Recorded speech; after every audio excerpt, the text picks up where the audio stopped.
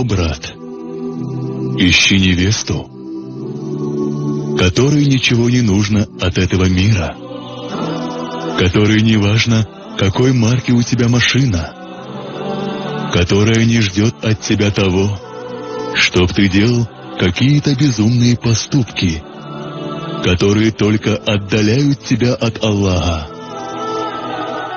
Ищи ту, которая будет требовать от тебя знания, чтобы ты дал ей правильное напоминание ислама.